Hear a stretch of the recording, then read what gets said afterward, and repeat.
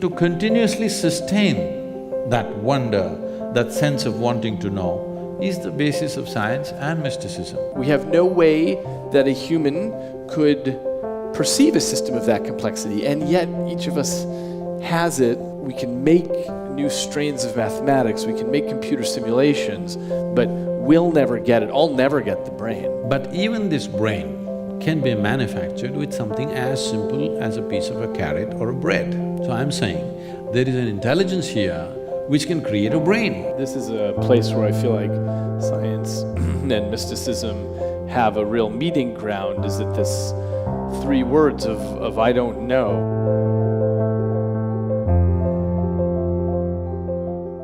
Jananam sukadham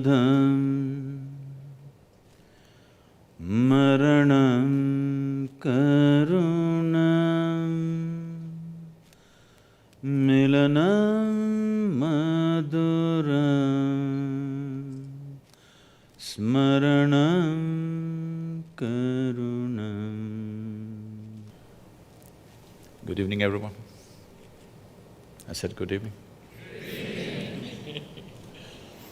Tell us about that chant. The chant,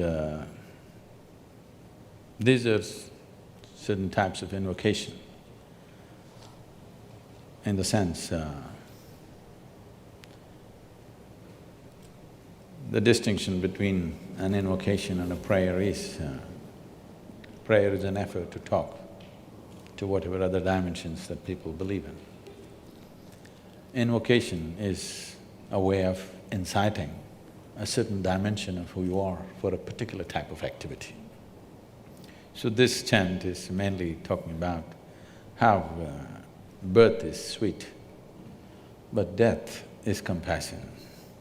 Because if you cannot die, that's not a good thing, you know. We don't want to die right now, but suppose you cannot die at all, what do you do with it? It'll become a serious problem. Though birth and life is very sweet, death is a great compassion if it comes at the right time. Meeting and mingling is very sweet, but memory is a great compassion. And if one transcends the process that we refer to as time, then the whole existence is compassion for you. That's what the chant is, I mean, generally saying. So I'm very interested in the intersection of our worlds, science and mysticism. I thought we live on the same planet. Well, we'll see. So I go into the lab every day and I study how the brain, which is encased in silence and darkness, how it constructs our reality. And the reason we know that this has something to do with the brain is because if the brain is damaged, even in small ways, your reality changes. And if you take drugs or alcohol or other sorts of things, viruses in the system, your reality can change. So I'm interested in finding where our perspectives overlap in this, because your interest is, one of your interests is also understanding reality, how we perceive it, how it's individualized to us. So can you tell us about that? There is existence outside, and there is you or me as individual human beings. We have not seen the world. We know it only the way it's projected in the firmament of our minds. When we say mind, in English language, mind is just one word and supposed to encompass everything. But in the yogic terminology, we have 16 parts of the mind which function distinct functions. And there are a whole lot of practices and processes through which one takes charge of these 16 dimensions of mind. These 16, for simpler understanding, can be brought into four sections. The first dimension of the mind is we are referring to as buddhi, or what is generally considered intellect. It is the intellect. I think modern societies, particularly modern education, has become too overly focused on the intellect. Aristotle, you know. I'm not talking about your boy. Because of… we got too engrossed in… we got too mesmerized by our own logic, and we have invested too much in human intellect, leaving out the other dimensions of intelligence that functions within us. When we say intellect, it is the logical realm of what's happening in our minds. Or in other words, in your intellect, you can't make your intellect agree 2 + 2 is 6. It has to be 4, otherwise you'll think it's crazy.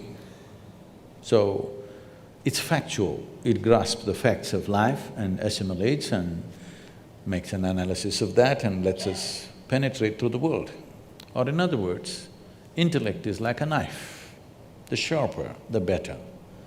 Knife is an instrument which is used for cutting things open. So this is one way of exploring the world, by dissection. This is how, you know, at least in high school you must have dissected something. Maybe an earthworm or a cockroach or a frog, I don't know how far you went. This is one way of knowing things, you definitely grasp something, but you never grasp the intrinsic nature of life by dissection. So there are other dimensions of intelligence, and another aspect of the intellect is the second dimension of the mind, we call it as ahankara, which in English language would translate as the identity. What is the identity you have taken? Your intellect is always a slave of your identity. What you identified with, it is only around that it functions. Simple things. People are identified with things that they've not even seen, and huge emotions are there, their life is guided by those things. For example, all of us belong to some nation today. There was a time 100 years ago, many people did not belong to any nation. But today everybody belongs to some nation and everybody belongs to some football club also. Because both have flags and emblems and works. So, nationality is a new idea. It's just about 150, 200 years that we have this strong sense of nationhood. We've shifted from our ethnic, racial and other kinds of identities to national identity. Just the moment you believe, I belong to this nation, the emblem of that nation, the flag of that nation, the anthem of that nation, brings genuine emotion. Nobody's pretending, it's real. It's real because people are willing to die for it. It has to be real. But it's just an identity, you could just switch it any time. You could move to another country and take that on and it becomes yours. So the moment you identify yourself with something, your intellect is completely always protecting this identity and working around this identity. So the identity, if we want to continue that analogy, if intellect is the knife, identity is the hand that holds the knife. How steady or unsteady this hand is will determine what this intellect will do or undo. The next dimension of the mind is called as manas. So this is not just in one place, this is the entire body. Manas is a huge silo of memory. So when I say huge silo of memory, whatever memory you may have in your brain, I know you're a brain fan. Whatever memory you may have in your brain, your body has 1 trillion times more memory than that. You definitely don't remember how your great-great-great-great-great-grandfather looked like, but his nose is sitting on your face right now. It remembers. How your forefathers looked 1,000,000 years ago, your body still remembers, has not forgotten. Definitely it is not the capability of your brain. So, in terms of memory, the manas is phenomenal and it's right across the body. Every cell in the body carries enormous memory. Memory to a point for the origin of life on this planet and beyond. All that memory is carried in this body. So this is manas. If there is no memory, intellect would be defunct, it's like a car without gas. Because there is memory, intellect is on. This memory flows through the hand of identity, and whatever is the identity, the memory takes on that color accordingly, and then it plays up in the intellect and intellect functions. The fourth dimension of the mind is called chitta. Chitta means it's pure intelligence, unsullied by memory. There is absolutely no memory, free of memory, it's just pure intelligence. When we say pure intelligence, all kinds of things have been said with all due respect to everybody's beliefs and faiths and whatever. All kinds of things have been said to people that God is generous, God is love, God is this, God is that. Suppose nobody told you anything and you just paid attention to all the creation around you, how a flower blossoms, how a leaf is, how an ant moves. If you paid enough attention, one thing that you would definitely come to is, whatever is the source of creation is a goddamn intelligent thing. Intelligence, intelligence, intelligence. Everything is smacked with phenomenal intelligence beyond what our quite phenomenal brain cannot perceive. So, this is a dimension of intelligence within us, which is the basis of our creation in a way. If you eat a piece of bread, over the afternoon it becomes a human being because this intelligence exists within you and me. So, if you touch this intelligence in a very mischievous way, the yogi or the yogic culture says, if you touch your chitta, if you touch this dimension of intelligence, then divine becomes your slave. You don't have to think what you want, you don't have to seek what you want. If you touch this intelligence, everything that you wish to know is yours. It's just you have to just direct your focus and it's all there because there is a dimension of chitta. Every human being might have accidentally at some point touched this, which makes suddenly one spark of magic in somebody's life. This is because they've touched this dimension of intelligence unconsciously. Now, the question is only about how to get there consciously and to stay there. So, these aspects of the mind are not entirely located here, it is right across the system. I kind of think this is the endeavor of science, is to take the intelligence all around us and across our system and try to understand the principles of that. It's a way of going out and trying to understand the blueprints around us in a way that can be made conscious. And we've made lots of progress that way, and we've walked on the moon, and we've cured lots of human suffering that way by viewing this deep intelligence, which I totally agree with you about, as something that we can make understandable, take it from the ineffable to the effable. And that's part of it's part of what's maybe the biggest part of what's made our world what it is today. If I can intervene, when you say understandable, that means we can put it into the parameters of logic. What if there is a dimension of intelligence within you which does not fit into the parameters of logic? Trying to fit everything into the parameters of logic means the surface intelligence, which is the intellect, which is our survival mode. If we don't have an intellect, we wouldn't survive in this world. What is a survival instrument? We are trying to put all dimensions of life through that, and it has to pass through that sieve. That will completely skew the process. I would want to know that the things that are available to the intellect can't encompass the intelligence of a flower and of a birth and of a body and so on. I take the point that there may be limits to our intellect, but I don't know where those limits are. And I don't know how to guarantee that there are borders there beyond which there's something else. See, science has done incredible things in the last 100 years, no question. Our life is the way it is today. The comfort and convenience that all of us are enjoying is essentially because of the outcome of the scientific endeavor on the planet. There's no question about that. But at the same time, the limitation of science is we are trying to touch a dimension which is beyond physical nature with a physical stick. Something that you and I had talked about before is this issue of time perception. It's one of the things I study in my lab, and I was mentioning to you that I think it's one of the most stubborn psychological filters we have, by which I mean time seems to be a construction of the brain because we can easily manipulate it in the laboratory so that you think something lasted longer or shorter or something happened in a different order. And there are many physicists like Einstein who were very clear on this point that time doesn't actually exist, but we're trapped inside of it. And so this is an interesting example of using our intellect to sort of come up against a glass wall and say, you know, there seem to be things past this wall, and it's impossible for me to know what it would be like to be free of time, for example. See, time is a very relative experience. Every human being would know this in some context.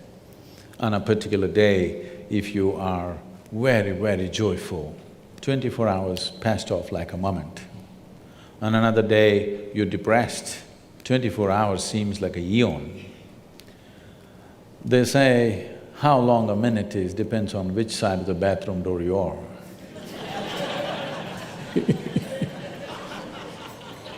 Somebody says, just 1 minute, wait. So, the basis of time, as I perceive it, you must pardon me because I'm uneducated, okay? The only thing I know, I mean, being uneducated is not an easy thing. Yes, sir, because from the first moment you're born, your parents, your teachers, every other adult around you, everybody is busy wanting to teach you something that has not worked in their life. Yes. Everybody's trying to instruct you on something, it doesn't matter what. The only thing that they know better than a just-born infant is they know some survival tricks, the adults. They don't know anything else about life. They have not perceived any life any better than a child. They just know a few survival tricks. They know how to make money, they know how to build this, they know how to do that, but they do not know life in any sense. Because all these other things are just accessories of life, they're not life. Life is something that's throbbing within you. So when we come to time,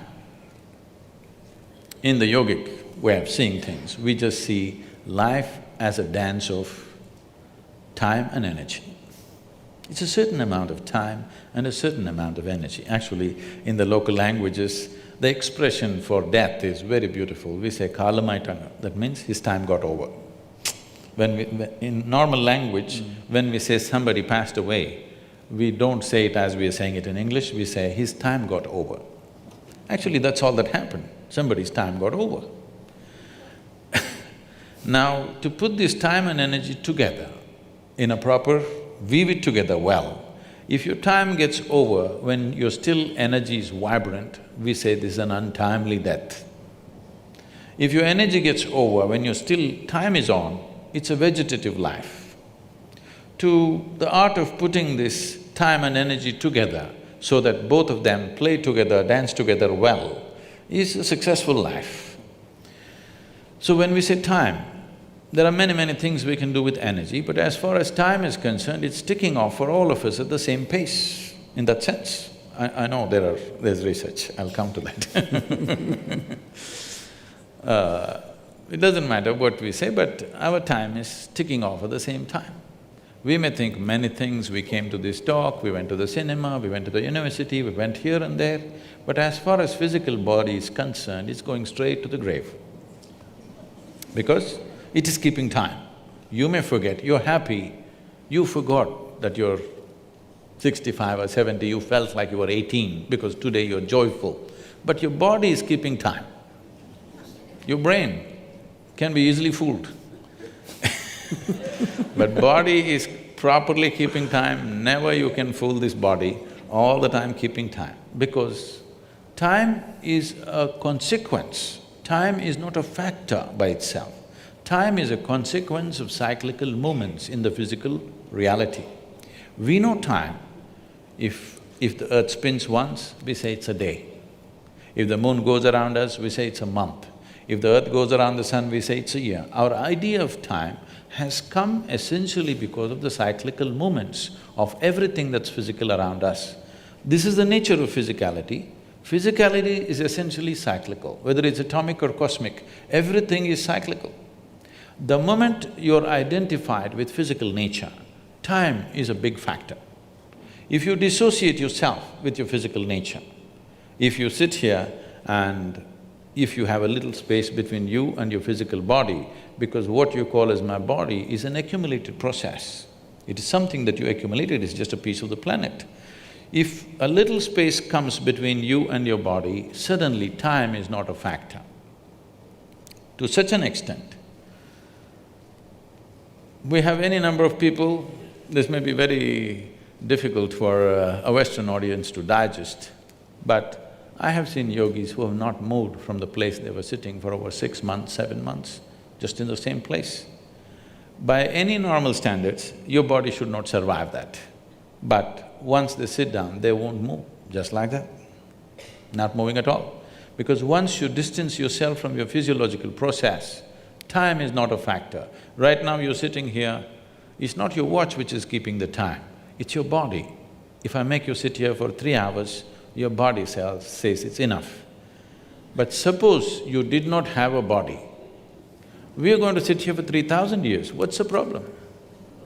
So essentially, because of your rooting in your physical platform, which you call as the body, which you built over a period of time, from the accumulations that you gathered from this planet, that is the basis of experience of time.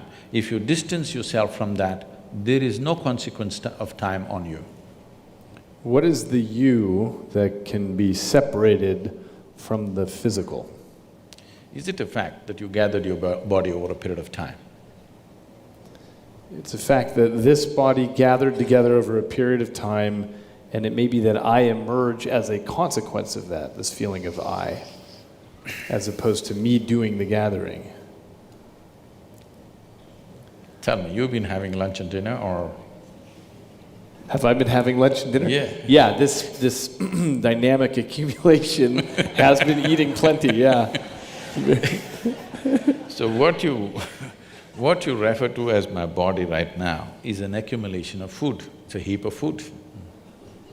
Not a pleasant way to describe you, but it is. What you call as my mind, largely in people's experience, is an accumulation of impressions over a period of time. Agreed. So, if you have to gather this much of impressions and this much of body, something more fundamental must be there, isn't it? Houston, Texas is an accumulation of roadways and buildings, but we wouldn't say that Houston was there and then gathered the You are not a roadways. piece of geography. You are not a piece of geography, are you? You're Well, I may be exactly that, a physical being. I'll tell you why, from my perspective, that seems like a possibility. It's because we're across the street from the world's largest medical center, and every day there are thousands of people there whose geography is changing because of Alzheimer's or stroke or tumor or traumatic brain injury, and who they are changes. It doesn't seem like there's something fundamental that outlasts damage to the tissue. See, you're talking about thought and emotion. The biggest mistake we have made is, we have given too much significance to human thought. Whatever you think is only happening from the limited data that you have gathered, yes or no? Agreed. Yes. So the data that you and me have gathered, however big we may think it is, in terms of the cosmos, it's minuscule, it's nothing.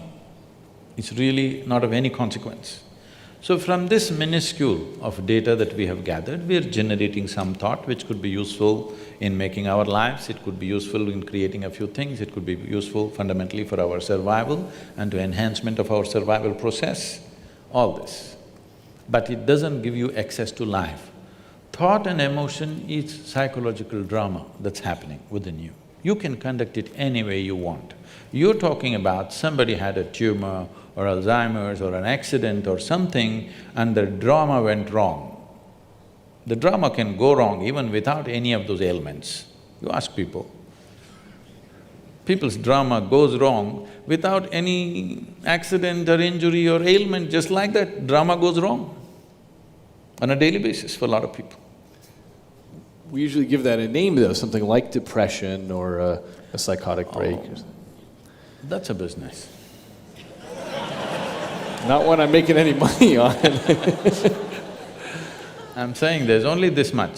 Either your faculties are taking instructions from you or they have become compulsive for some reason, all right? Either your body and mind, you can conduct it consciously or it's become compulsive. That's all that's happening. Whether you call it physical ailment or mental ailment, all that's happened is just this, that your fundamental faculties of existence on this planet is your body and your mind. These two things, you have lost grip over them. So it can become this kind of ailment or that kind of ailment or whatever, but fundamentally you have lost charge. That's all that's happened. If your body and your brain took instructions from you, would you create depression? Would you create illness? Would you create anything? You would create highest level of pleasantness for you, isn't it? We certainly would if there were a separate you that could gain that control. See, we can come to this like this. There is something called… because I see that you keep referring my brain. If you say my brain, that means it's yours. What is yours can't be you, right? It's a colloquialism that we use because I need to refer to this one in here. I need to specify which brain I'm talking about. See, when I say my hand, I know even without my hand I can still exist. Similarly, if certain parts of the brain are gone, our ability to think and feel the way we were doing it earlier may be gone, but still that person is not gone. That's the question. So if I lose a little part of my finger, I'm still me, but if I lose a chunk of brain tissue that same size, I can be someone completely different. No, you're talking about personality. Personality is again an acquired thing. Beyond personality, I can lose memory, I can lose consciousness, of course, I can lose the ability to perceive reality the way that we do now. I might become colorblind because of a lesion, because of damage to a particular part of my brain. I lose the ability to understand what objects are. Okay, let's come to this. See, suppose somebody became colorblind because of an injury or whatever that happened to them, unfortunately. That person still knows, I have become colorblind, isn't it? He's still there. It's true for the person who becomes colorblind, but it's not true for example, a person who is born colorblind. They don't even have a concept that they could be. They don't have a concept of color. So let's take a person who's born blind entirely. They don't even have a concept of vision. So who's the you for them? Do they… See, even a person who has visually impaired, who's never seen the world around, he still exists within himself. He's as much a man or a woman as anybody else can be. It's just that if all of us were blind, we would be quite a fine society without eyes. Quite right. Yes, isn't it? Only because somebody has and I don't have. In comparison, I have a problem. Otherwise, if none of us had eyes, you think we wouldn't have found our way around? We would have. Maybe not the same way, in a different way. Oh, I totally agree, because in so many dimensions… There are mammals who are flying by, sound.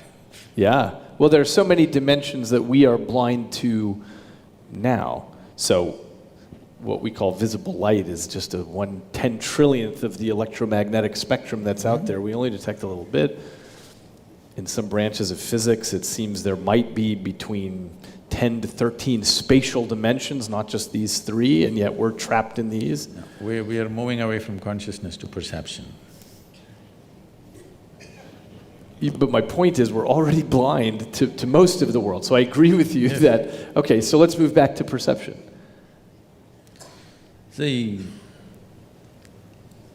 what an individual life is, you cannot disagree that you're life, are you? You're a piece of life. I'm a piece of life, everybody is. What kind of personalities we have acquired, what kind of likes and dislikes we have acquired, what kinds of gods and demons we have acquired, what kinds of other things we've acquired is a social process that's happened to us, cultural and social process. If you were born in a different part of the world, it would be entirely different. Depending upon what we are exposed to, these are impressions that we have taken in, phenomenal amount of impressions. Leaving that aside, let's look at one fundamental. Whatever you gather, you can only claim it's mine. You cannot say it's me, isn't it? Whatever you gather. How do you mean? You mean your body? You say anything. I can say, this is my chair. If I sit here every day and then I say, this is me, then there's a problem.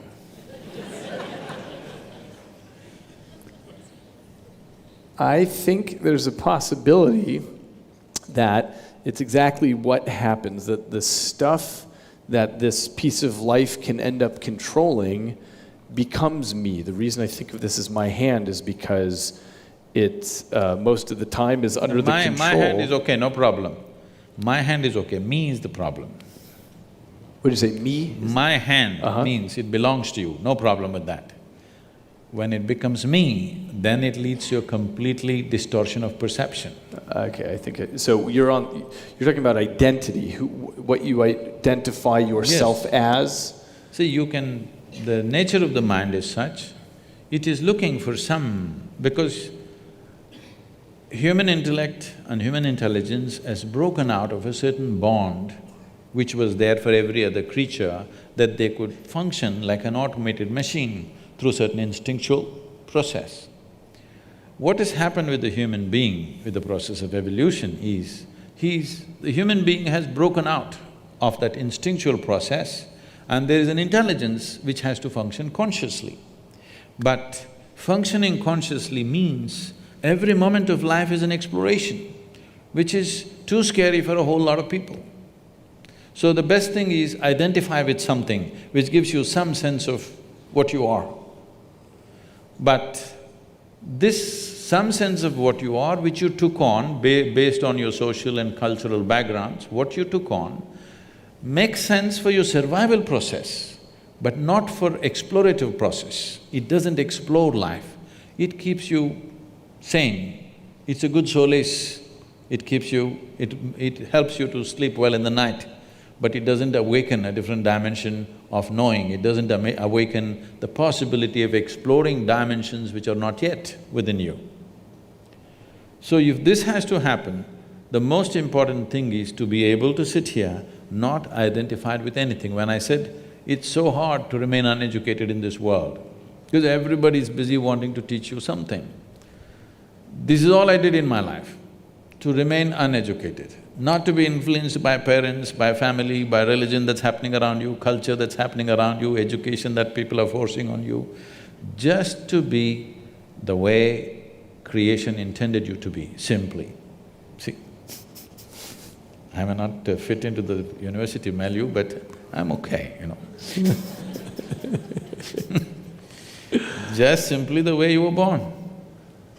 Not tangling up your intelligence to any particular thing, either your nationality or your religion or your race or your creed or your family or any kind of identity or your gender or whatever, simply to be able to view your life just as a piece of life.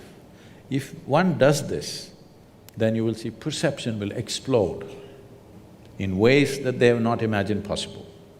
Now, as a physical body, you're unable to not be influenced by the clothing of your culture, by… No, this is a statement, this is not a compulsive thing. But you don't dress as somebody who's Chinese or an Eskimo or something. When I'm in the North Pole, I will, I think. So you can't help… So from my perspective, there's this issue of brain plasticity, which is to say that we absorb what's coming in. And I think it's exactly consistent with your description about who you are in the end is an accumulation of all these perceptions. There's also the case that we come to the table with some pre-programming in our DNA, which I think is consistent with what you're talking about as the memory of all of your ancestors leading up to this point. But because we are creatures that go around and vacuum in our cultures, and we speak this particular language, and we are males, and we dress in certain ways, it's hard to avoid that. Now, I'm guessing you're going to say, but you don't identify with it. Is that right? See, what is a social requirement is one thing. I just saw you going into the women's room. And you too, by the way. Because that was the only bathroom available. Yes. So, by social norm, you do certain things. Because in the room that we were sitting, there was only women's room. I don't know why they marked it like that. I don't know. So you went in, I went in, every other male went in, only the female did not go.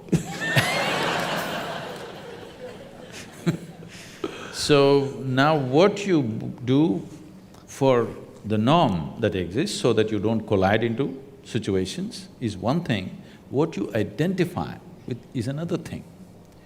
So the moment you identify with anything for that matter, starting from your body to everything else, what is your body is the limited body, what you call as family is a larger body, what you call as community is a much bigger body, what you call as a nation is a much bigger body, what you call as humanity is a much bigger body. This is how human identities go. People think it's better to be identified with a nation than to be with an individual when there is a war or when there's some situation.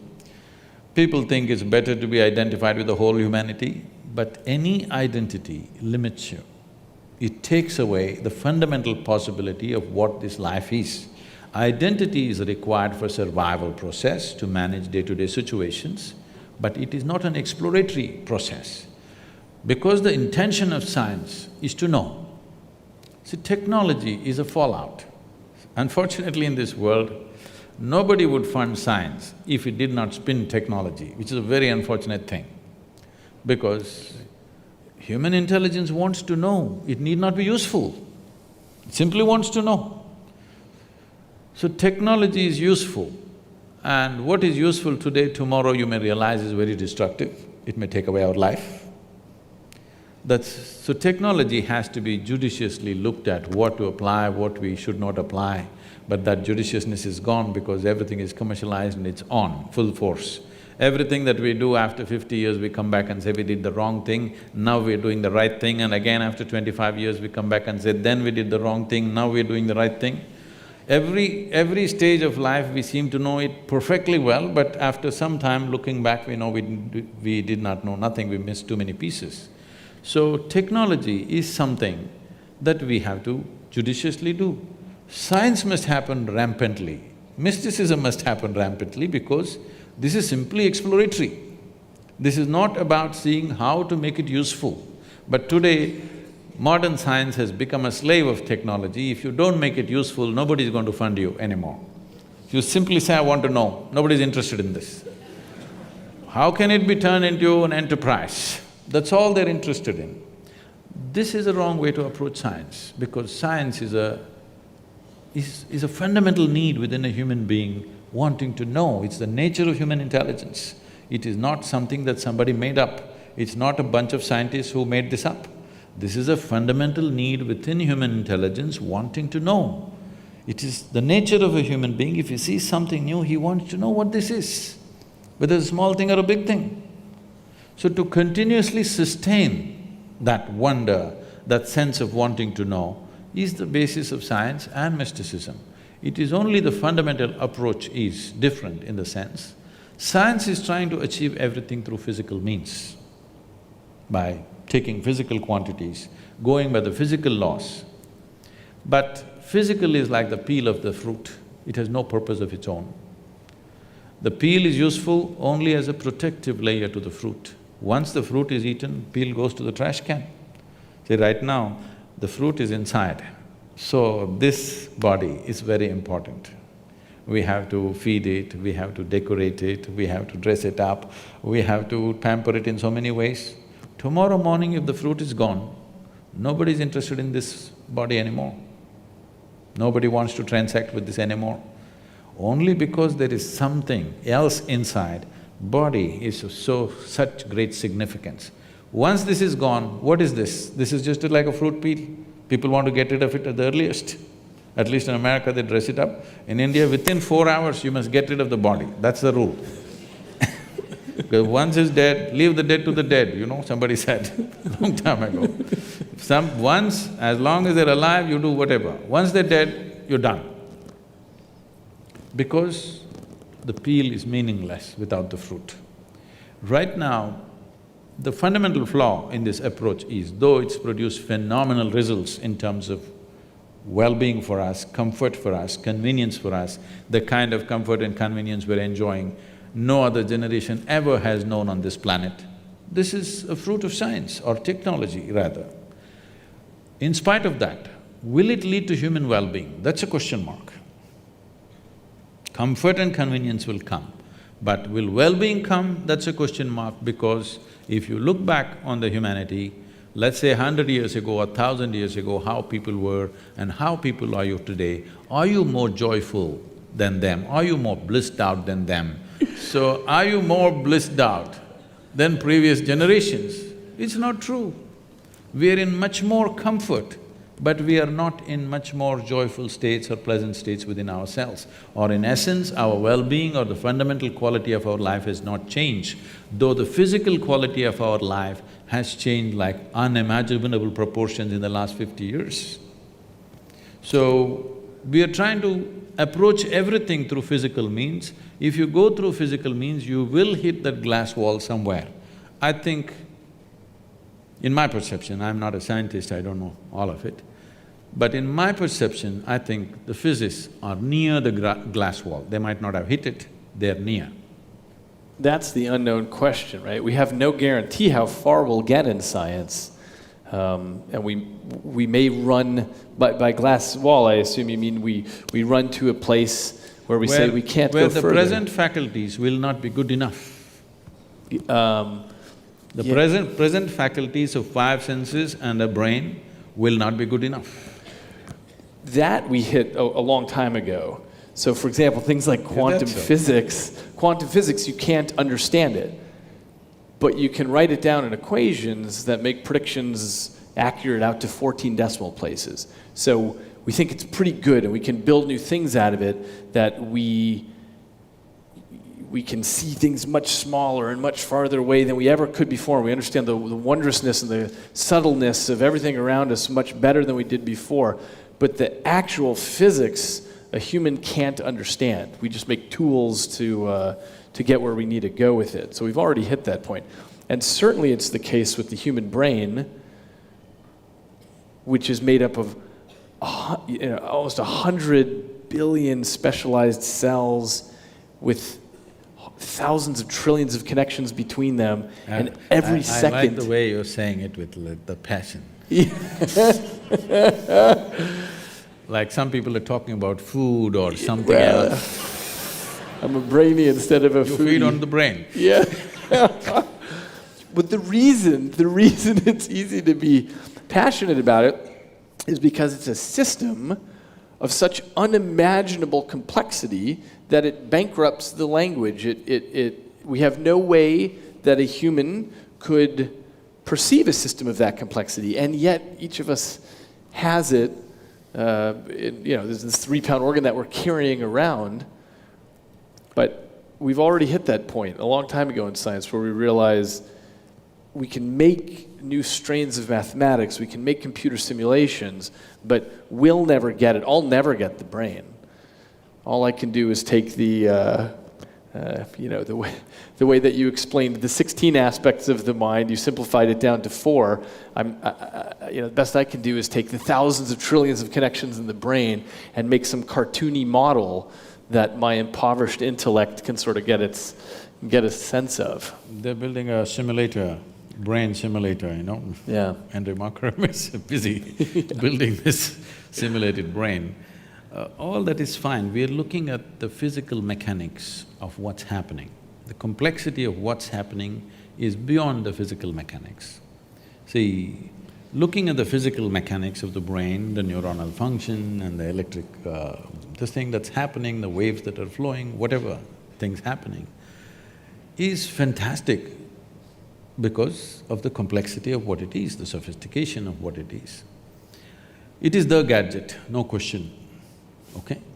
This human gadget is the gadget on the planet. Of what we have seen, this is the most sophisticated gadget on the planet, there's no question about that. Keeping that aside, but even this brain can be manufactured with something as simple as a piece of a carrot or a bread. So I'm saying, there is an intelligence here which can create a brain. Why are you ignoring that intelligence? I think that's the heart of science, is to try to understand what that is. What I mean by that is, so we have different approaches in science to get there, but studying the genetic code and understanding how the heck with 27,000 genes can you unpack a human being? Because whatever the truth is of what's happening spiritually, if there's a separate you or not, what we know for sure is that you can unpack a human being from these 4 letters of amino acids, and these base pairs that make these proteins, and somehow that all gets unpacked, fueled by bread and carrots and so on. These kind of questions have always been on human mind. It happened almost 15,000 years ago. Adi Yogi, that means the first yogi, he had 7 disciples. These 7 disciples are full of questions. Some of them are astronomers, some of them are serious mathematicians, things like this. They have a million questions. After some time, Adi Yogi is bored with their questions because whatever they ask, it's just a product of their intellect. They're not able to ask a question beyond that. So they ask, what is the nature of this, your cosmos? Where does it begin? Where does it end? How big is it? He's just bored. So he says, your cosmos, I can pack it into your mustard seed. The entire cosmos, I can pack it into your mustard seed, he said. Then they were flabbergasted by this. Then they said, what is it made of? If you can pack such a huge cosmos, which we can't even imagine where it begins and where it ends into your mustard seed, what is it made of? He was completely bored, even to utter a word, he simply said like this. 5 elements. Just these 5 elements, the entire universe is a play of these 5 elements. If you master the 5 elements, you have a key to every aspect of creation. If you don't master the 5 elements, if you approach it from outside, as you approach it, it will take on 1 trillion new forms. As you try to study it, it can take on 1 trillion new forms as you're looking at it, because that is what it is capable of. Just 5 things. 5 million things would be difficult. 5, I'm sure you and me can study, isn't it? At least I'm capable of 5. You're talking in millions and billions, but I'm 5. Are you going to tell me what the 5 are? Huh? Are you going to tell me what the 5 elements are? These 5 elements, it's called earth, fire, water, air, space. These are 5 things. Maybe. Maybe that'll work in the end. Everything is just within this. Everything that you call as physical creation has substance of some kind. This is earth. And all of it is in movement, that's called air. All of it ascribes to some temperature, that is fire. And in everything there is water, which is the cohesiveness. If there is no water, there is no cohesiveness in anything. And all of it is held together by what we call as akash. Here we're calling it as space. In English language, it doesn't really describe what we are saying, but it's called akash. Maybe a more closer word in English language would be ether, etheric space or whatever they're calling it as. Okay. So, these are the 5 things, whether an atom or a subatomic particle, everything is made of these 5 things. So you don't have to study the trillions of things which are manifestations of these 5. If you understand these 5 things, if you have grasp over these 5 things, then everything becomes accessible.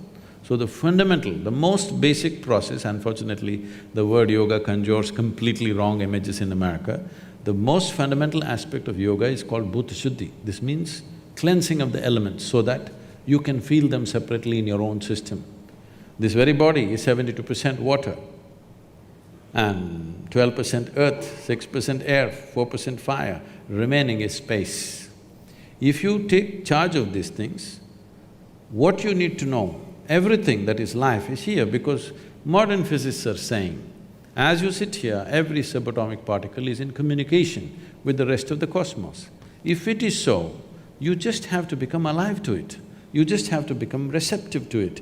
Rather than going around the cosmos and studying, if you sit here, it's reverberating because the nature… I think there is some constructional theory, something coming up in California, I don't know, you must be acquainted with these things. I blurbed the book actually on the back. So fundamentally what they're saying is, whether it is the smallest thing or the biggest thing, everything, the fundamental design is same. It is only the complexity and sophistication which is improving. Between an amoeba and you, the fundamental design is same. It is much more complex and sophisticated, but essentially life-making design is same. So if it is so, the most fundamental materials which make this life and every other physical aspect of what we see in this creation, if we know the ingredients and how they happen, then you have a key to every aspect of life. But if you try to study the creation itself, as you study, they will multiply into billions and trillions. It seems it might depend what your goal is. So if you want to create a drug for cancer or build a helicopter, you need to do something with those five elements or break the world. So it's not about exploration, it's about utility. What is the use of life? Let me ask you a question. I would love to know. I've wondered that question. And I get it that science isn't getting me there. I mean, I've been in science my whole adult life, but I don't know. I get much more towards that question when I read literature, which was my first love before I went to science. So I take the point that science doesn't help me on that front at all. What would you say? I've wondered what the point is. No, when we're looking at everything as… see, right now, this is an unfortunate reality which is… doesn't agree with my aesthetics of life. Right now, science has moved from an exploratory process to an exploitative process. If you see an atom, how to use it. If you see a bacteria, how to use it. If you see an elephant, how to use it. If you use a whale, how to use it. Of course, the next thing is if you see a human being, how to use them. This is where it's going. Everything, how to use it. This is not what life is about. You may get to know how to use every damn thing, but still, life won't get any better. If you know how to keep this one, life will get better, believe me. If you just know how to sit here blissed out, life will get better. I see that point. Let me ask you, I'm curious what you think is reality out there, because I think you and I come from the same perspective that we're very limited in what we can actually see, and that an animal would see reality differently than you and I might see it differently also. If one of us has synesthesia, and so when we hear music, we see colors, things like that, then we might have very different realities. So what would it be like if you could get beyond the physical trappings? See, language can go only thus far, whether it's science or literature. It can go only that far. When you speak any language, it must make logical sense. If it does not make logical sense, people are leaving right now. Yes, because language has this… language is deeply enslaved to the fundamental logic which is a product of our intellect. Without it, we could not speak. So now you're asking about something which is not going to be logically correct. So I am not willing to make a fool of myself here, talking about something that's not going to make sense to them right now. But we will talk about it in a different way. This happened. Adiyogi had a family, the first yogi. So, some disciple of his from South India carried a basket of mangoes. Have you tasted the Indian mango? Yeah, Indian mango? I've been to India, yeah. Okay. So it's during this season, right now, unfortunately I'm in America. This time of the year, mango is the only religion in the country. Everybody is head to toe mango, okay? So, mangoes drive us crazy. In southern India, we have over 200 varieties of mangoes. So, different days they want to eat different types of mangoes and they want to cook mango, they want to… everything is mango, okay? People have come up with facial creams, mango creams and everything. So somebody carried a basket of mangoes and came all the way to Himalayas to offer it to their guru. But by the time they came, the basket one by one, mangoes going bad, either they threw it away or they ate it up, something happened. By the time they came there, only one mango was left. One beautiful South Indian mango. I'm talking about it like you talk about brain.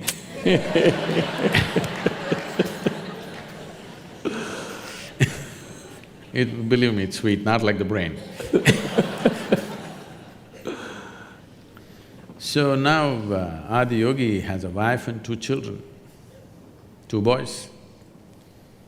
Now one mango is not like an apple, you can't cut it into half and give it to 2 people. It can only be eaten like this, you know. If you cut it, it won't go equal anyway. So what to do? Both the boys came running, we want the mango. Each one wants the mango. So they didn't know what to do, then they said, what? They have to set up something, who gets the mango? They said, okay, let's have a little race, whoever wins the race gets the mango. Because these are Adi Yogi's children, it's not a 100-meter dash. They said, whoever goes around the world 3 times first, they will get the mango. So the younger boy immediately set off, racing around the world, wanting to make 3 rounds, and he went away. The older boy was a little obese. He just sat there. He didn't move, the parents were surprised. Then they thought maybe he's given up on the mango. The young boy wants to get it, he's running, this boy has given up. But this boy sat there for some time, then he got up. He went around his father and mother 3 times and said, mango. They said, what, you didn't even run? What do you mean? The race is about going around the world. He's going around the world, I went around my world. You are my world, I've gone around, I deserve the mango. They couldn't argue with this logic, so they gave him the mango. He ate. Then the younger boy came and, you know, things happened. Fireworks. Fireworks happened, he became very furious, all those things are another story. But what I'm saying is, there is a subjective reality and there's an objective reality. When I say subjective reality, I'm not talking about just your thought and emotion. Like you're talking about cognitive reality can be different. What is smell for somebody is taste for someone else. What is sweet for somebody is bitter for somebody else. What's light for one person is darkness for another creature. Here I see one creature right behind staring at me. So, this perception is… these 5 senses are tuned for our survival. If survival is what we are seeking, sense organs are fine. But once you're looking at life as an exploration, you want to know life, not just live life, you want to know. When you want to know, 5 senses are no good. They are not sufficient faculties to know. Right now, this brain, I'm not trying to downgrade it, it's a fantastic thing. This brain is nothing without the 5 senses. It is these 5 agencies which are gathering information and feeding up this brain all the time, both every moment of your wakefulness and sleep, this is happening. If you walk from here to there, if somebody is wearing a strong perfume or something else, you may notice it, otherwise generally you may not notice. But if you walk from here to there, your olfactory cognition is taking in probably 200 different smells if you walk from here to there. It is just that you have not paid enough attention to decipher that and your other faculties are overriding that. Suppose you did not have eyes, ears, nothing. If you shut them off for some time, you will see suddenly your nostrils become so very sensitive, you can just smell out how many people are there. If you bring your dog here, he almost knows how many people are here. He doesn't know just how humans smell. He knows individually distinct smell of each person that is here. We also have that because our neurological system is way more sophisticated than that of a dog, but there are other overriding factors which have diminished that. But if you wish, you can develop that to a certain level. So cognitive distinctions are there and cognitive confusion is there as you… what's that word about smell becomes a color and color becomes… Synesthesia. Something. Okay, whatever. No, it's anesthesia, synesthesia, something is lost, something is mixed up, like a drink. A man who is just out of the bar may feel that way, you know. Everything may become colorful or not colorful depending upon his mood on that day or what he had. So, these things are happening because you can impair these things or enhance these things with a little bit of chemical stimulation or injuries or diseases or… This is essentially a chemical soup. What kind of a soup is the question. So, our whole effort in the yogic system is how to keep it very equanimous and exuberant at the same time. The problem with most people is if they become equanimous, they become death-like. If they become exuberant, they keep flipping all the time. To be equanimous and exuberant means your sense organs and you can function in a certain way. You are vibrantly alive, but you're absolutely equanimous. If this one thing happens, suddenly your sensory perception will not be the limit for you. There are other dimensions of perception which will not come into one's experience unless there is a certain level of striving. For example, 200 years ago, I heard 97% of United States population was illiterate. Today, probably almost 100% literacy in the country. How does this happen? It's the infrastructure of schoolrooms and human infrastructure of teachers and many other things and books and whatever. If this infrastructure was not built, even today we would be in the same condition, isn't it? So similarly, for turning inward, there is no infrastructure. Few individuals may be doing it somewhere, but there is no large-scale infrastructure in the society as to look at life just as life, not as to how it is useful. Life need not be useful, it's a phenomena beyond our use. It is a phenomena to be experienced. We have come here to experience life, not to use life, isn't it so? Hello? We have come here to experience life, not about how to put this to use. This is not a work donkey. I'm trying to understand this issue about knowing. So where we clearly have overlap in the way we go about it is wanting to know things, wanting to understand everything around us. But there's a sense in which we're not limited by our intellect because I have the opportunity to ride on the back of all the other humans on the planet and those that have come before me. It's a collective intellect that's now encoded on Wikipedia and in millions of books, and I have an opportunity to take experiences from across the world, places I've never been, ideas that I would have never thought of and so on, and feed all that in. So it's a much richer diet, first of all. A much richer data. It's a diet of data. I mean, it's what shapes my next thoughts, is what I've taken in. No, it is just that today we have access to much larger data than maybe 100 years ago, all right? But still, we've already looked at this, it's still a minuscule, isn't it? I agree. Compared to the whole cosmos, still minuscule. But it's moving in the right direction. The unslakable thirst for knowledge that humans have means that there's this ratcheting up each generation. So it's not that it is of course the case that I'm limited in my thoughts to the impressions that I've had, but I have a much bigger fire hose of impressions now that can build on the scaffolding of the generations before me, the things they've already figured out, so that I can start at the next level and move up. Start at the next level for what? Towards what end? That's a good question. I mean, it's toward the end of knowing in the way that science cares about knowing. So putting aside usefulness of technology, just the way that scientists ask questions. Richard Feynman, the physicist, said, science is like sex. Sometimes something useful comes out of it, but it's not why we're doing it.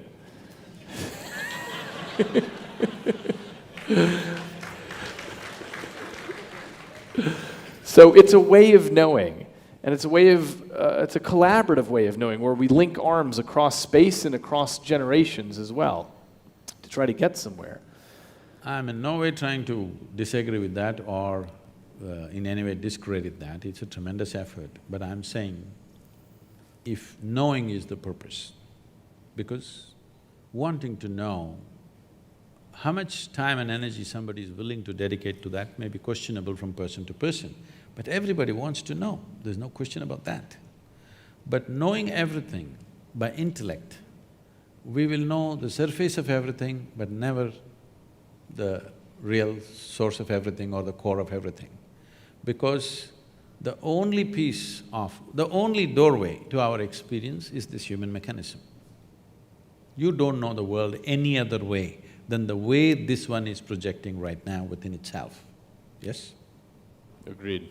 There is no other way. You don't know how that is, you only know the way it is happening within you, isn't it? I don't know how you are really, I only know the way your picture is right now projecting in my brain or my system and how I'm perceiving it. As you know, you have drilled holes into people's brains and impaired something and put electric current and whatever you've done. I'm not saying you as a person, I'm saying these things have been done. You'll definitely know by interfering with a certain physical process, the whole perception could change. The world has not changed, but perception has changed, so in his experience, everything has changed. So that dimension of life is only useful for survival. When I say survival, everything that we're doing is survival. To survive better, to enhance our survival to a better status or in an enhanced way of survival process. But once you've come as a human being, it doesn't matter how well you survive, still it is not good enough, isn't it?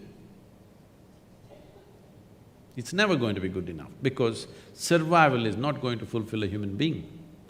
It doesn't matter how big our homes get, how big our cars get, how energy efficient it gets, how better we dress, how better we eat, still we will feel it's not enough because that's not the direction in which the life wants to go. So here's the part I'm trying to understand, is this issue about knowing, this issue about seeking knowledge. Let's say, either in science or in mysticism, we depend on our senses for that, yes? Or are you saying that I'm saying they're not dependable. Agreed. They're not dependable. But isn't it all we have? Or you're saying there's this other Yes. aspect to the mind? See, for example, suppose you or me were lost in the jungle as infants, okay? If something edible came, we definitely would take it and put it in the mouth. We wouldn't try our ears first, then nostrils, and then by accident discover the mouth. No, we just know how to eat, no question about that. So I'm saying everything concerned with our survival is inbuilt. It's there. This is millions of years of memory which is there within us, we know how to survive. But we wouldn't know how to read, we wouldn't know how to do so many other things which have become a part of our life. Do you remember when you were 2 or 3 years of age, when they tried to teach you that alphabet, the damn A, how complicated it was? It was so complicated just to get it right. You had to write 100 times to get it. Today with eyes closed you can do it. Because of a certain striving, isn't it? Similarly, anything beyond survival, if we have to have it in our lives, a certain striving is needed. As I said, striving for inward perception is something, unfortunately, that's been banished in modern societies because we are on the thrill of technology. It's a fantastic thing, but you will see as time progresses, as technology becomes better and better, human beings will become more and more frustrated. If you have not noticed this, just look out and see, you will see 8-year-old, 10-year-old kids bored. In your generation or my generation, we would have never seen, we never knew what is damn boredom is. When you were 8 or 10, you were just bubbling with life and on, But today you see 10-year-old kids are just bored with it because they've seen the damn cosmos through their phone screen. They know it all. So I'm saying all this excess may not lead to betterment of life, and it will not. Comfort and convenience will come. But well-being will not happen. The purpose of enhancing human experience on this planet will not happen. It will only entertain us intellectually big time, which it is, no question. I'm not saying it's wrong, but I'm saying it's limited. It may be the thing that allows people to make a deeper pursuit, in exactly analogy with the idea of building schoolhouses throughout the country. It would have been 30 years ago that it would be difficult for you to speak to many people, but now you have 500,000 followers on Facebook. Yeah. As I was telling you, I was in a very large gathering of people and somebody asked me, Sadhguru, what about all the gurus, ancient gurus who were there, what about them? I said, nothing. I am the greatest guru. Because when Krishna was there, he could speak to… he was a very gentle human being, probably he could speak to 50 people at a time. When Gautama came, he stood up and spoke more loudly. Maybe 100 people. Vivekananda came, he had a big voice, maybe he spoke to 200 people. Look at here, right now I'm speaking to 50,000 people, and if I want, I can speak to the whole world sitting here. So I'm the greatest guru ever. Because technology has definitely facilitated that, no question. But at the same time, technology doesn't have discriminatory powers. As you can deliver well-being, you can deliver disaster through technology by itself.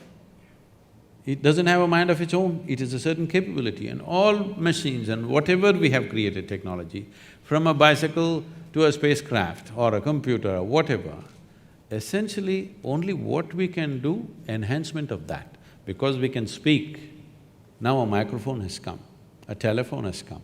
Because we can see, a telescope has come, a microscope has come. Only what we can do, we are enhancing it with various machines and gadgets we are creating.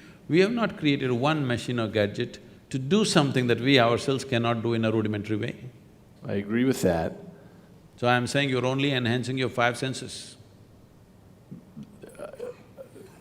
For now, yes, but No, it as can… you know… See, right now, it can happen, right now, with a phone, I can talk to somebody in India. Technology may come, I can smell the food that they're cooking in India. If I'm missing home, they can turn on the phone and I can smell the food from India. It may happen. I'm not saying it's beyond that, it's very much possible it may happen. But I can do it without a phone also. So, you're very interested in inner engineering. My interest is in outer engineering, and as you know, I've built a vest in my laboratory with vibratory motors on it, and we're experimenting now with feeding in new kinds of data streams into the brain because the brain appears to be flexible enough to take in any kind of new data streams and have a sensation of it. So if I feed in weather patterns from the surrounding 200 miles, or if I feed in real-time stock market data, you can, in theory, develop a sense of the economic movements of the planet, things like this. Now, we're just at the foot of the mountain on this, but it may be that there are whole new kinds of human senses, and that would be a proof of principle of developing something that goes beyond, that makes a new kind of sense. It essentially takes these peripheral devices and adds new ones, and eventually we'll probably build new kinds of sensors and plug them right into the brain. But still they will only enhance your present capabilities, not something new, not entirely new. I don't know. If I could actually have an individual experience of weather patterns 200 miles wide as I'm walking around, I'm tapped into that, I think that's a new human experience. It's not something we've had before. This is something that happened almost 45 years ago when I was living on a farm. So there is a man, a middle-aged man in the village who is, he can barely hear, 95% gone. Just if you shout at him, he hears something. So because he cannot hear, he cannot say anything, he just dumb and stares at things. So everybody thinks he's a fool and, things happening, he's not valued in the village. So I took him as my man Friday, and I said, you stay on my farm and work for me. So he was with me. What I found was, one morning he gets up and gets the plow and those are the days, not tractor days, we still plow with the animals. So he gets the animals and the plow ready. I said, what are you doing? He said, I'm getting ready to plow. I said, where are you going to plow? It's dry. He said, it's going to rain today. I look at the sky, it's clear sky. I said, nonsense, where is it going to rain? He said, no, it's going to rain. He simply sits there like this, because no social communication, he can't hear. He simply sits there like this the whole day. If there's no work, he just sits in one place unmoving. And he just knows, and you won't believe it'll rain. The day he says it'll rain, it will rain. Then I sit up, okay, I'm doing all this yoga, I'm not getting this guy. So I sat there day after day, turning my hand like this, trying to feel this, trying to feel that, feeling the earth, looking up, looking down, everything. I applied myself for 18 months. And today, in tropical climate, with my eyes closed, I will say, today it's going to rain means 95% it's going to rain. It's just a keener observation of everything, that's all. You just… because he could not hear, he just sharpened the other aspects so much, he just knows when it'll rain, and always, bang on. Maybe he had one of my vests on. Possible. But he was not sparkling like you. I'm curious on a completely different topic. When you look at other faith traditions, when you look at the rabbi sages and imams and people all over the world of different traditions, what do you see in common? The common is they all believe something that they don't know. Because I think the main reason why every human being is not a natural seeker is they have not realized the immensity of I do not know. Only if you say I do not know, the possibility of knowing arises, longing to know arises, seeking to know arises, then knowing becomes a possibility and a reality. Everything that you do not know, if you just believe, you destroy the possibility of knowing altogether. But belief is something that builds confidence into a human being, makes him far more sure-footed than others. But confidence without clarity is very disastrous, both for the individual and the larger humanity and the planet itself. See, suppose… let's say my vision is not clear, it is, but I'm just saying. Suppose my vision is not clear, I want to walk through you, but I can't see clearly, but I'm very confident. You know what a disaster I will be for you, all right? If I understand my vision is not clear and I don't have this foolish idea of confidence, then I will walk gently. I'll seek somebody's help, I'll have some humility to walk through people in a certain way. Otherwise, I will see how to clear my vision, what I have to do for that. But if you have no clarity and you have confidence, it's a dangerous… it's TNT. It's bound to explode on humanity somewhere. It keeps happening here, there. We are just looking at eruptions, small eruptions, but it's bound to happen somewhere large scale. But at the same time, as human intellect is sparkling like never before, for the first time in the history of humanity, more human beings are thinking for themselves than ever before. All these thousands of years, one village or one town with a few thousand people means only one guy would think, others would just take instructions from him. Now almost everybody is able to think. How clearly, how much clarity or confusion is a different thing, but at least they're thinking. As this evolves, I believe in the next 50 to 100 years, as more and more human beings start thinking for themselves, then you will see believing in something will be completely out of vogue. Because essentially believing something means, with all due respect to everybody, essentially believing something means you are not sincere enough to admit that you do not know. We all have to come to this much. What I know, I know. What I do not know, I do not know. This is a fantastic way to be. And I do not know person cannot fight with anybody. That's the biggest thing. I know, always there is a fight. So, all these religious processes which are ended up as religions, at one time when they started as an individual experience for somebody.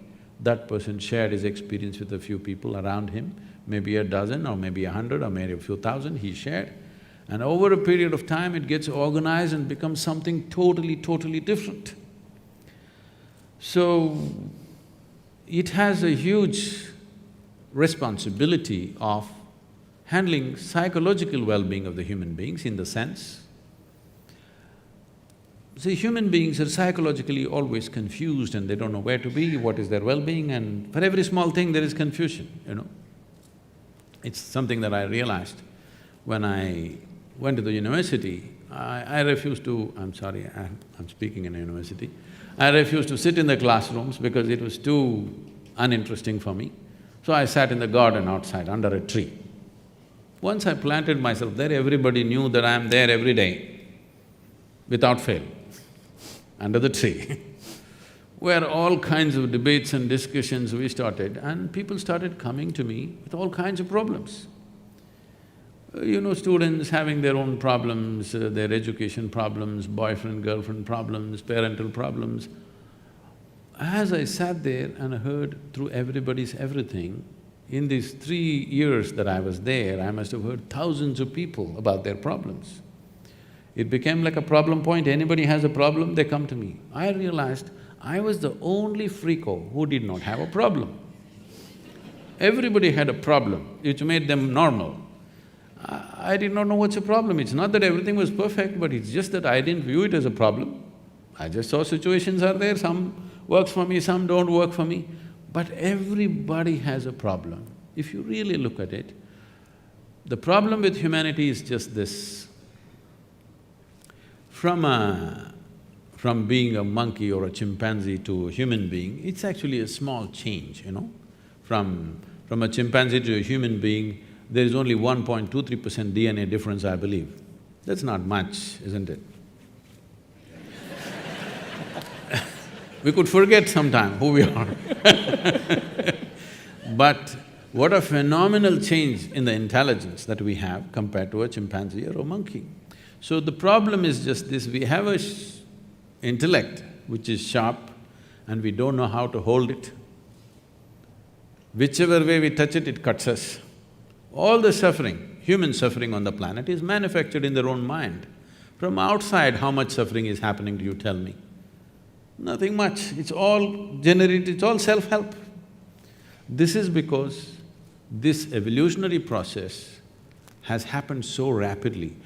As Charles Darwin went about describing, a goat became a giraffe, it took many million years, a pig became an elephant, many million years. But from monkey to man, it happened rather quickly, to a point where people think there is a missing link somewhere, okay?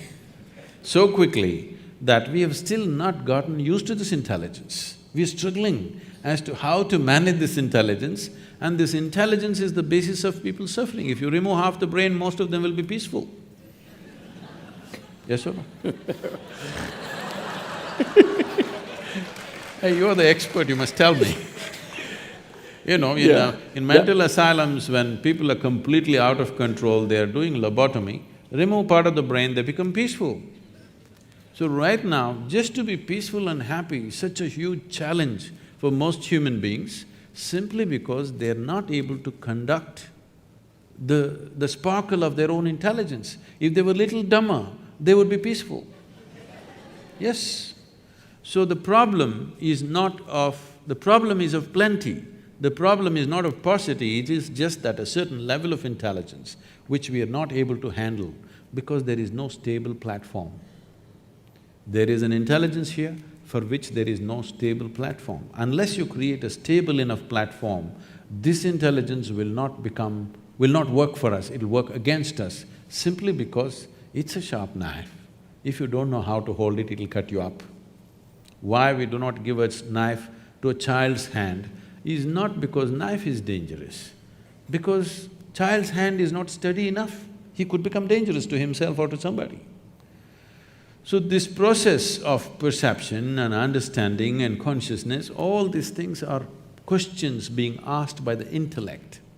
Intellect is always looking at the world only in pieces, in bits and pieces, because all the information that comes to the intellect is coming through sense organs, and sense organs perceive everything only by comparison. Without context, they cannot perceive anything. For example, if I touch this glass, it feels cool to me. It is not that I know what is happening with this glass, it is just that my body temperature is in a certain way, because of that I feel it's cool. If I lower my body temperature and touch this would be warm to me. So sense organs are giving a perspective only in comparison, which is useful for survival. What this means is, suppose you're 6 feet tall, you stand like a tall man, you walk like a tall man, you feel like a tall man, you are a tall man. You went to another society where everybody is 8 feet tall. Suddenly you stand like a short man, walk like a short man, feel like a short man, you are a short man. So I'm saying this perspective of knowing everything by comparison is only useful for survival process. Now that science in its essence is interested in knowing, not about enslaving the world. How to use it is not the question. How to know this is just an intrigue that from nowhere we just pop up and full-scale drama and suddenly we pop out and don't know what. For this we have simplistic answers. Okay, you will go to heaven, okay, you will go to hell, the people that you don't like will go to hell, of course you and me will go to heaven. So these things are there.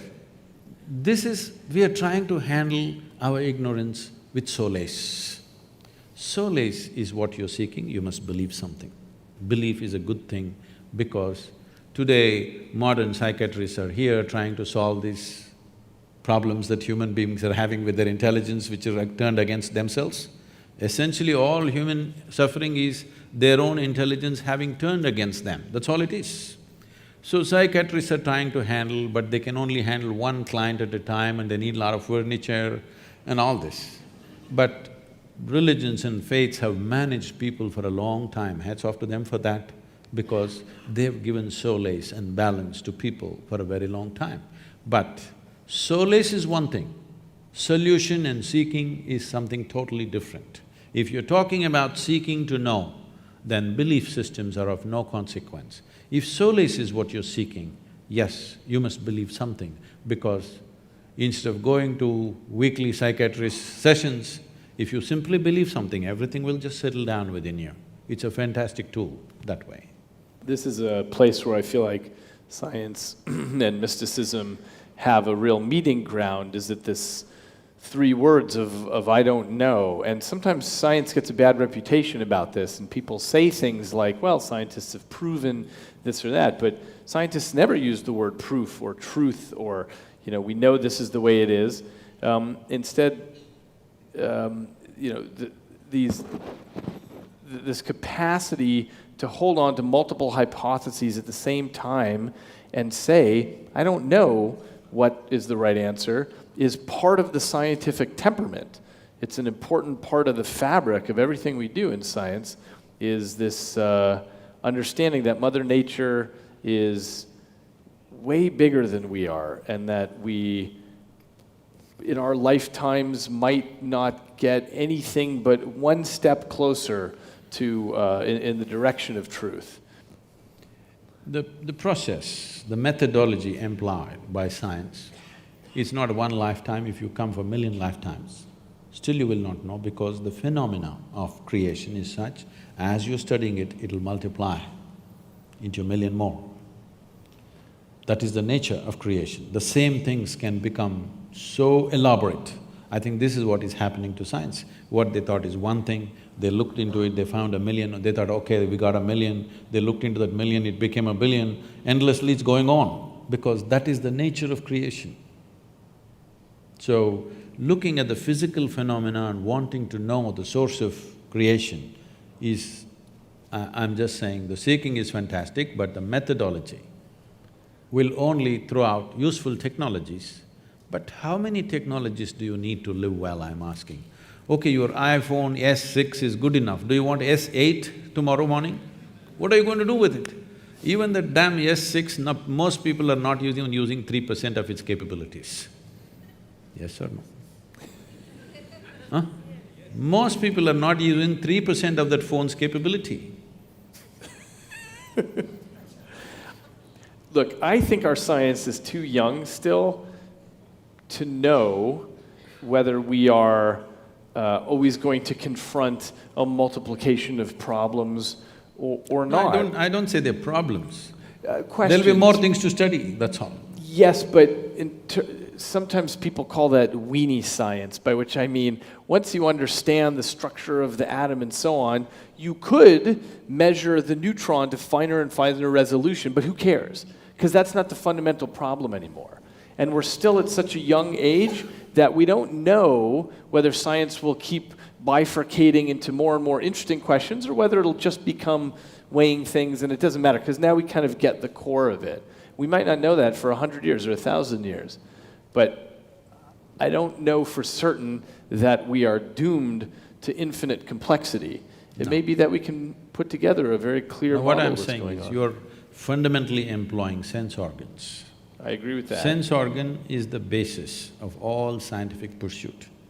I'm saying sense organs are not reliable instruments. You ask the owl.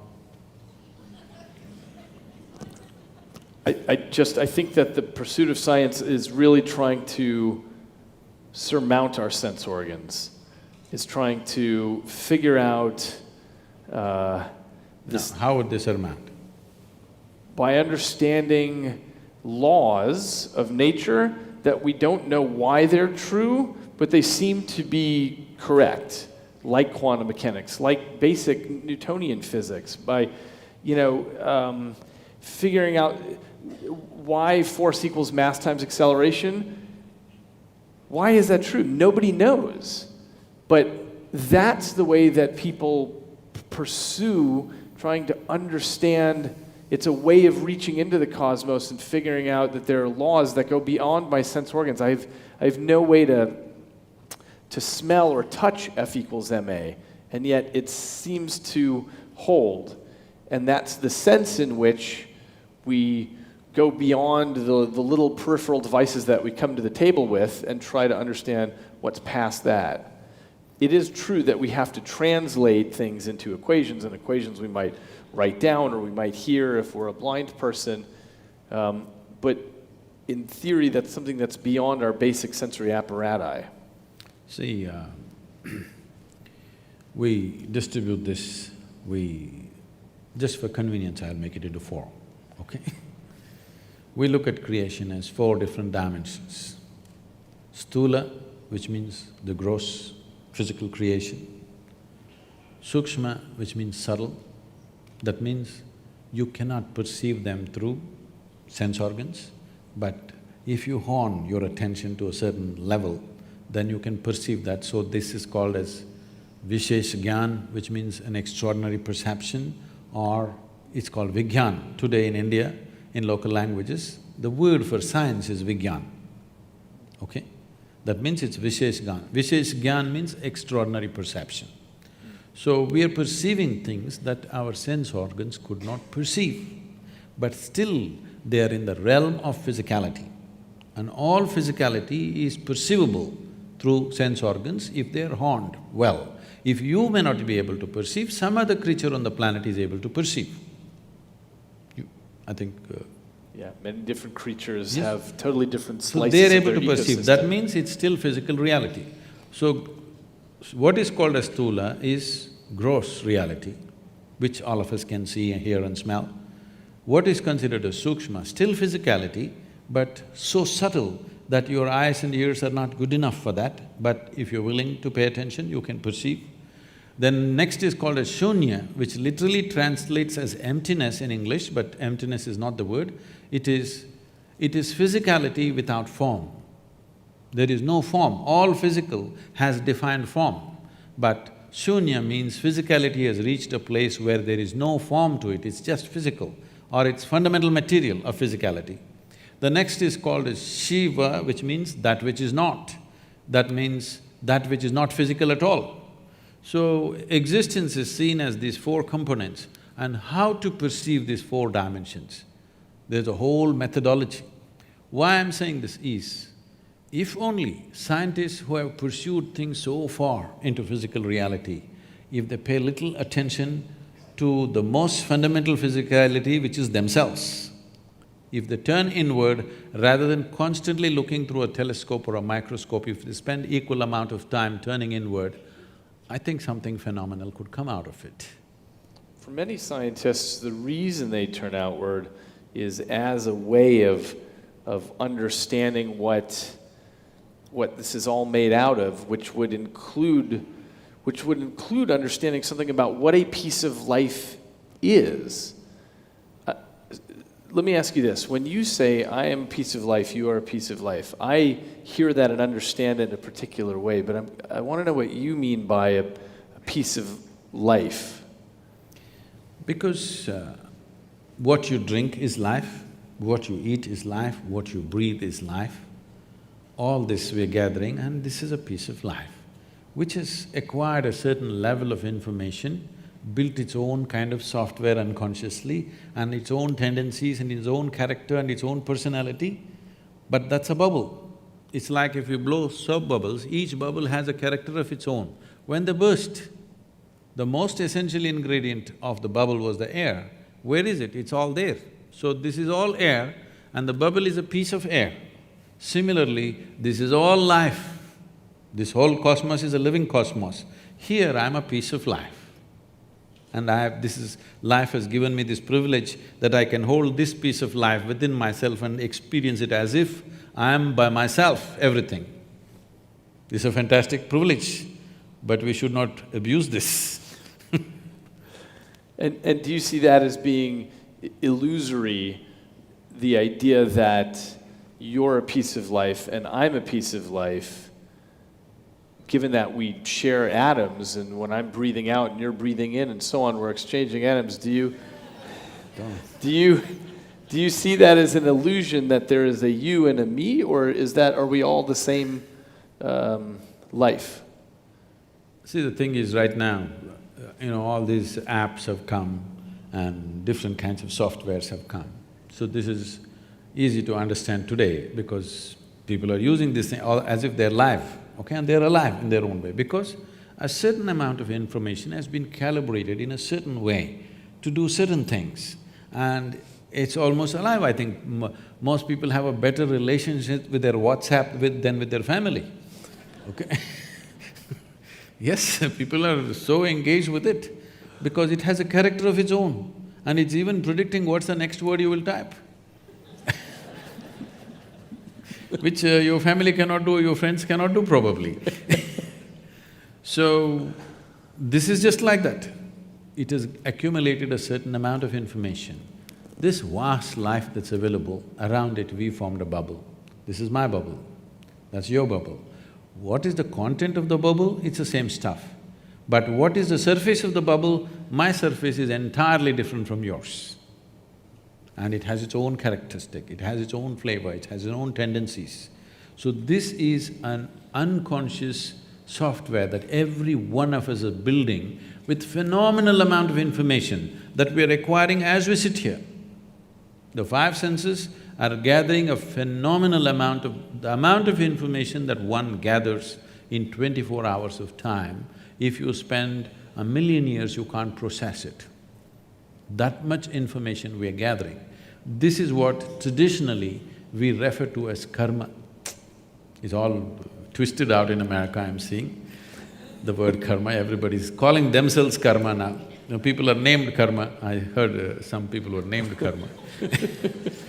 So suppose we see right now, we don't know how the outside weather also is quite good, I think in the evening. At least the air conditioning is good, everything is nice, you're fine. Nobody's troubling you here, but you're sitting here miserably. Then we say, "Ayyo, it's his karma." What it means is, the word karma literally translates as action or doing. So we say, who you are right now is entirely your doing. The way you have structured yourself, knowingly or unknowingly, the kind of womb that you were born in is also an unconscious choice because you created a certain type of tendencies, that's where you moved, in search of that kind of tendencies. What facilitates that?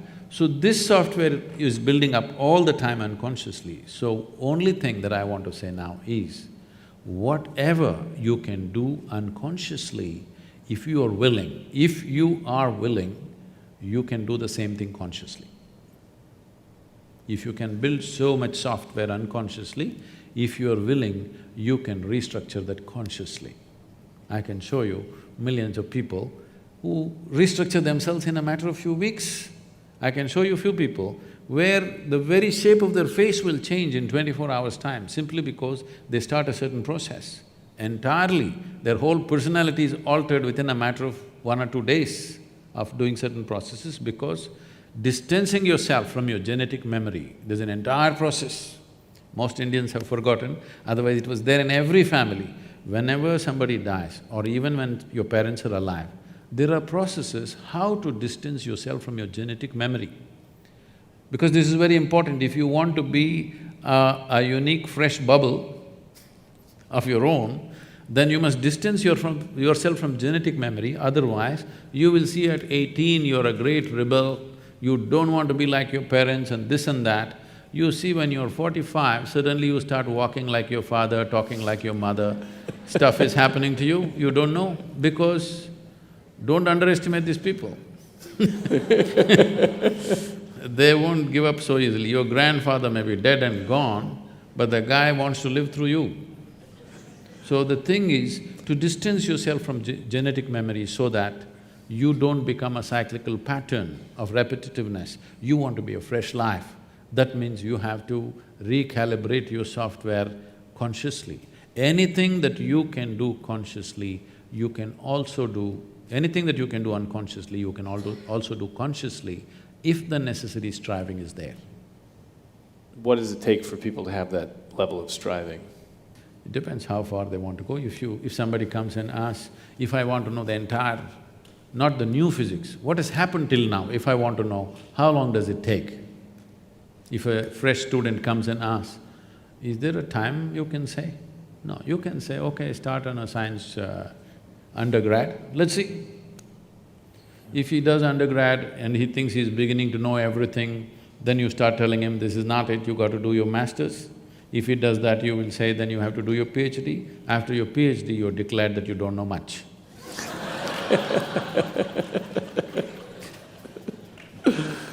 That's right, that's the path of wisdom and science, is learning how little we know. The most basic thing that one can do, how long does it take means, the most fundamental thing is, first of all, to know that there is another dimension of faculty within us, that there's another way of perceiving things, that there is something beyond, not as a belief, not as a conclusion, not as something that is said in some scripture or by some guru or some teacher or whatever, but by yourself to know, beyond this body, beyond this mind, there is something within you. This experience, if this has to happen, I would say if you are willing to dedicate just 30 hours of absolutely focused time, if you give me, in 30 hours' time, we can bring you to a place, we can give you a tool through which you know something beyond your physicality. What that thing is, you don't have to jump into a conclusion, but something beyond your physical nature will become alive within you and you know there is something beyond physical nature. If that is enough inspiration for you to continue your pursuit, then how long it will take the entire pursuit, you cannot say, each individual is his own. They're saying enough. Okay, I have a message that we're going to go to Q&A now. And Trent, is there a pattern to the Q&A in terms of people getting a microphone, or should they just shout? Okay, I see. There are microphone runners and people will raise their hand. Okay. I thought they were announcing dinner time.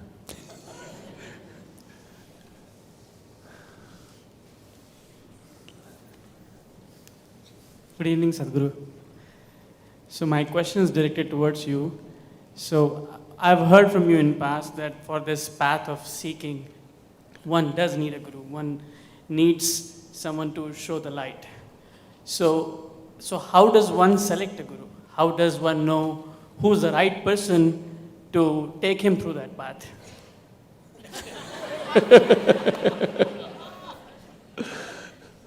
I've got an app for that. Yeah. See, if I give you a torchlight in your hand, it still does not mean you're going to find your way home, okay? A torchlight just shows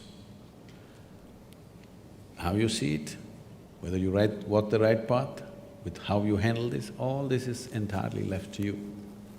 But it lights up. The torchlight lights up so that you don't step into your drain or you don't step into your ditch. It lights up the place. But with the torchlight, many people have walked to their death. Yes? So people have. With headlamps on, they've gone crashed, right? So, this is just lighting up the place. What you do is always left to you. So, which is the best light? Today I think LED is doing well. So, who is the best light? It is… you should not make a conclusion like that, who is the best light on the planet. I told you, give me 30 hours. If it works very well for you, if it enhances your life, well, let's try 60 hours. If it works really fantastic, let's try a little more. Let's go in installments. I don't want anybody to be hanging on to me thinking I'm their savior or something. That's not the way to go for it. Experiment with it. If it works, let's put more energy and more time into it. If it works further, let's put more energy and more time into it. I think that's the way to go. Not today coming here and making a decision, okay, this is my man. This is not marriage, okay?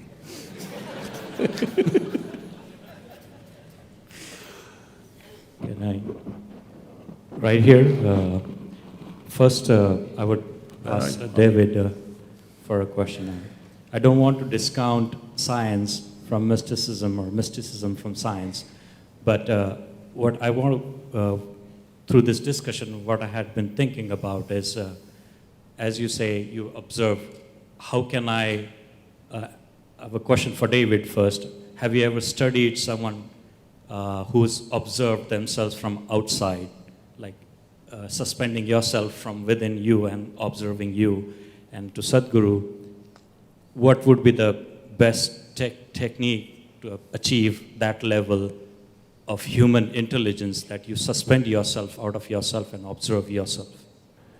So, it depends exactly what we mean by observing yourself from the outside. There is what's called an out-of-body illusion that people can have. It's a little complicated to explain the setup, but it has to do with wearing some video goggles and putting a camera behind you. And so you're now seeing your body, with your goggles, you're seeing your own body there. And, you know, somebody scratches your back, and you can see your back getting scratched over there, and you're feeling it also, but you're seeing your own body at a distance. And this allows people to sometimes have a very clear experience where their body is there, but they feel like, I am 6 feet behind over here. So there's a neuroscience group in Europe that was able to induce this illusion when people were even lying down, and that gave them the opportunity to stick them into a brain scanner and measure brain activity while they were having this out-of-body experience, and thought they were 6 feet away from their body. Brain imaging is limited in the sense that what we can say is, well, there are particular sets of Christmas lights that light up when you're having that kind of experience, but unfortunately, that's where science gets a little bit stuck, because we can describe the neural correlates of subjective experience, but we don't know yet why they're identical to that subjective experience. So the answer to your question is, it has been measured, but the answer is not satisfying. I must tell you my experience of this. I don't subject to these indignities anymore. Many years ago, it happened that somebody wanted to… I was in some institute in India, and it was a little bit of an obligation. I said, okay. They wanted to study my… measure my gamma waves in my brain. I did not know I had gamma waves in my brain. They said, no, you have, we want to study, you meditate. I said, I don't know any meditation. They said, you teach meditation to everybody. I said, yes, I teach them because they don't know how to sit still. You teach them methods of sitting still. If you want, I'll sit still. But their problem is their scientific study, they want the name of the meditation, the method and what happens to the gamma wave, something. That's how the process is. Then I sat still, they put some 14 electrodes to me and I sat there. After some time, maybe 15–20 minutes, with some metallic object, they started hitting my knee.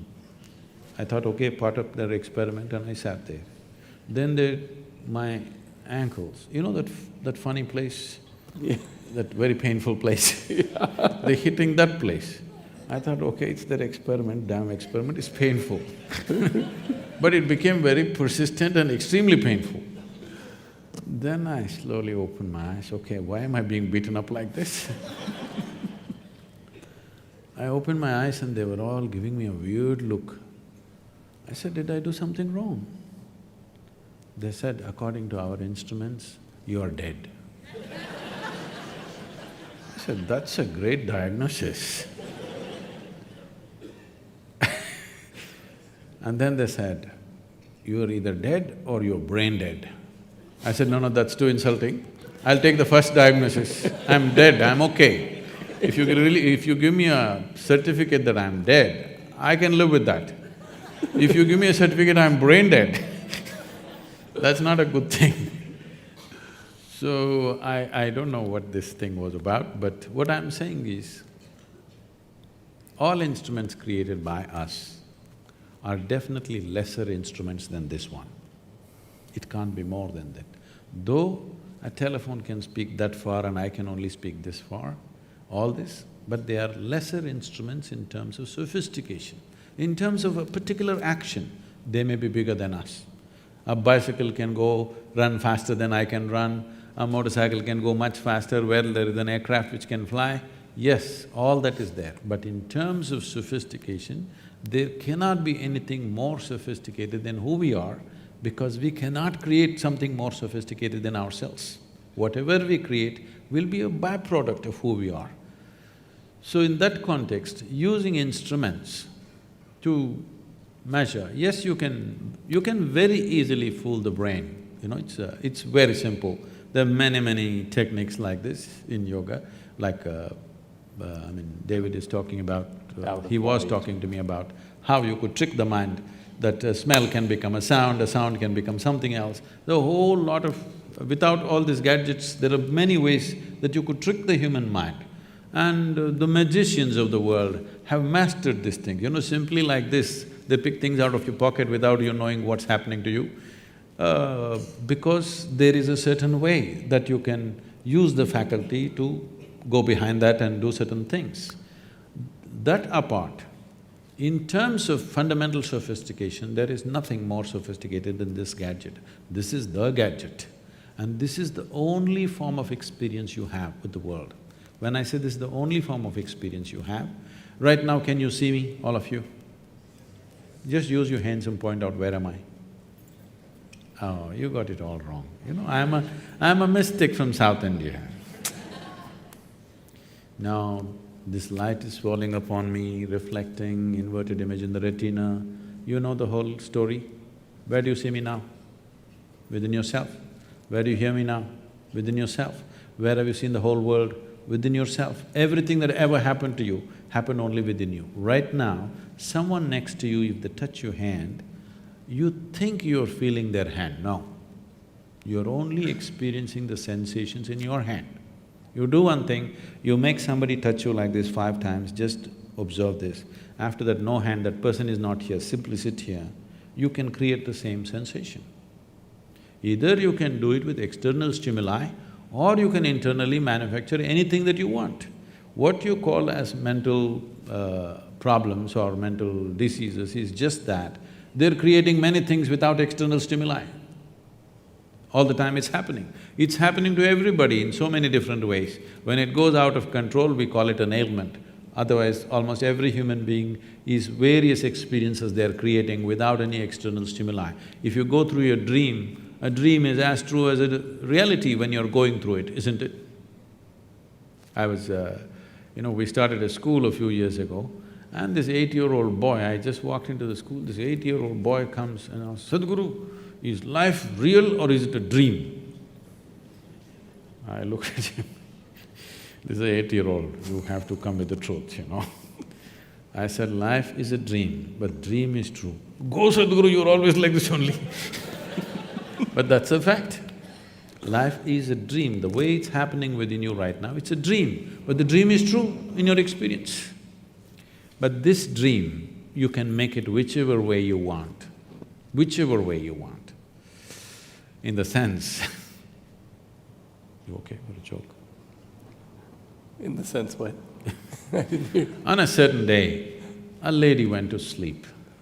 In her sleep, she had a dream. In her dream, she saw a hunk of a man standing there staring at her.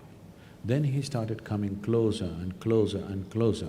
He came so close, she could even feel his breath. And she trembled, not in fear. Then she asked, "What will you do to me?" The man said, "Well, lady, it's your dream."